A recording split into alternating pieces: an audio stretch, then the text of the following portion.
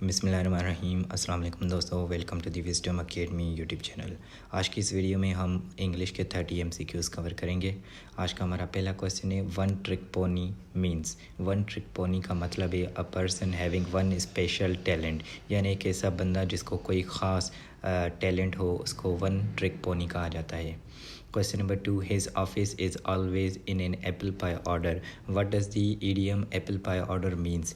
यानी apple pie order का मतलब है neat and tidy. neat and tidy का मतलब है साफ़ सुथरा। यानी his office is always in an apple pie order का मतलब है उसका ऑफिस हमेशा साफ़ सुथरा होता है। Question number 3, hold one's horse. hold one's horse का मतलब है have patience, यानी सब्र करना। Question number 4, give cold shoulder. Give cold shoulder का मतलब है टू इग्नोर, यानी नज़रअंदाज करना। Question number 5, dash you work very hard you can not pass. Unless you work very hard you can not pass. तो जब तक आप सख्त मेहनत नहीं करोगे तब तक आप पास नहीं हो सकते। Question number 6, she likes cars. Car is a common noun. यहाँ पे जो कार्स लिखा हुआ है ये पार्ट्स ऑफ स्पीच में कॉमन नाउन है। Question number 7, what is the meaning of whiz a whiz. Whiz a whiz का मतलब है इन रिलेशन टू या फिर इन कंपैरिजन विथ, यानी किसी के साथ कंपेयर करना। Question number 8, I have never dash to England. I have never been to England. I have never been to England का मतलब है मैं कभी इंग्लैंड नहीं गया।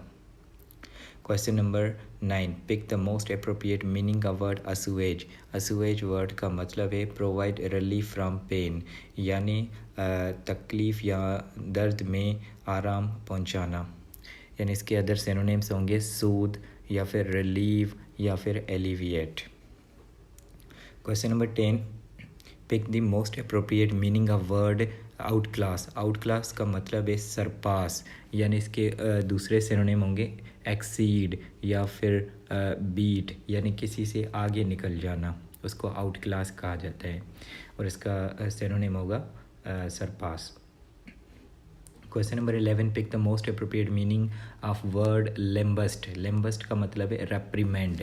लेम्बस्ट वर्ड का मतलब है टू अटैक वर्बली, यानी किसी को ज़बानी अटैक करना या क्रिटिसाइज़ करना या कंडेम करना। ठीक है, तो इसका सिनोनिम होगा reprimand. Question number 12, the idiom Achilles heel. Achilles heel का मतलब है वीक स्पॉट, यानी किसी को कोई वीक पॉइंट होती है उसको एक्लीज हील कहा जाता है। वीक पॉइंट हो गया या फिर वल्नरेबल पॉइंट हो गया तो इसको एक्लीज हील कहा जाता है। Question number 13, complete the phrase there is dash between the cup and the lip. There is many a slips between the cup and the lip. इस सेंटेंस का मतलब है कि even when a good outcome or conclusion seems certain, things can still go wrong. मतलब आपको अगर conclusion भले साफ नज़र भी आ रहा हो लेकिन उसके बाद भी अगर चीज़ें ख़राब हो जाएं तो उसके लिए ये इडियम इस्तेमाल किया जाता है। Question number 14, most appropriate meaning of prima fascia. Prima fascia का मतलब है based on the first impression, यानी पहली इम्प्रेशन जो होती है उसको प्राइमा फेशिया कहा जाता है। Prima facie.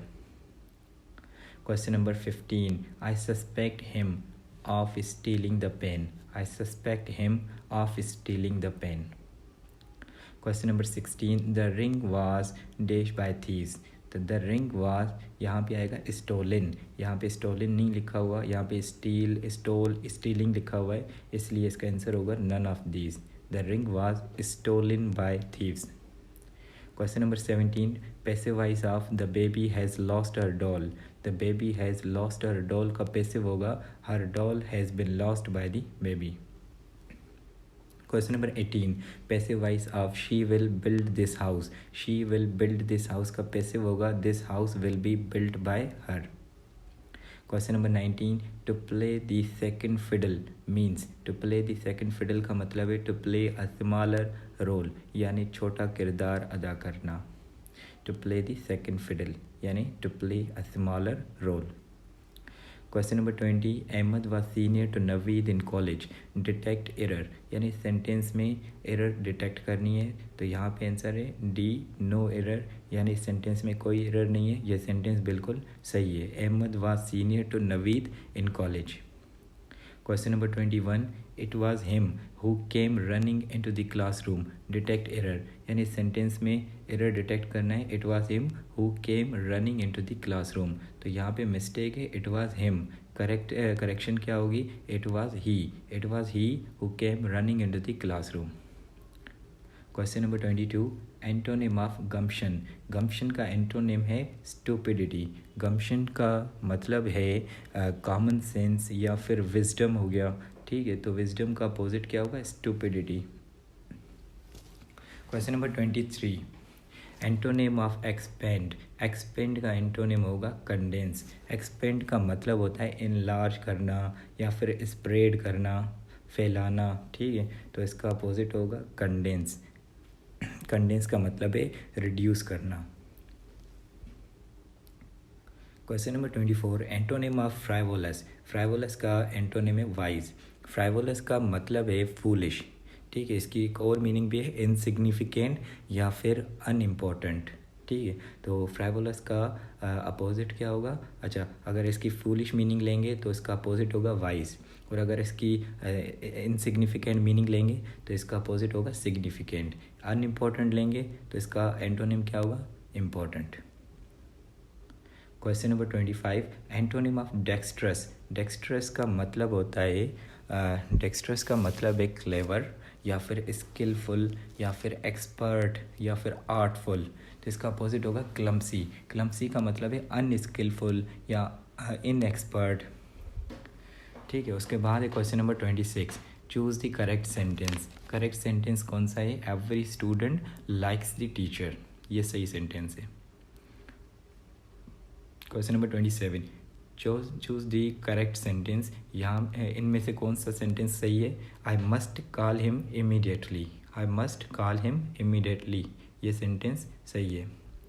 Question number 28, I dash that he is 38 years old if he had not told me, तो इसका यहाँ पे ब्लैंक में आएगा, I would not have guessed that he is 38 years old if he had not told me, ये third conditional sentence है, इसलिए यहाँ पे आएगा would not have guessed। Question number 29, a dummy used to display clothes in a shop window, यानी किसी भी shop पे जो डमी लगी हुई होती है, ठीक है, उस डमी को क्या कहा जाता है, उस डमी को कहा जाता है mannequin, mannequin. Question number 30, being able to afford this luxury car will dash getting a better paying job, being able to afford this luxury car will necessitate getting a better paying job, यानी इस luxury car को afford करने के लिए एक अच्छी job का होना ज़रूरी है। तो दोस्तों आज के लिए इतना ही काफ़ी है। मज़ीद MCQs के लिए मिलते हैं अगली वीडियो में, तब तक के लिए इजाज़त, अल्लाह हाफ़िज़।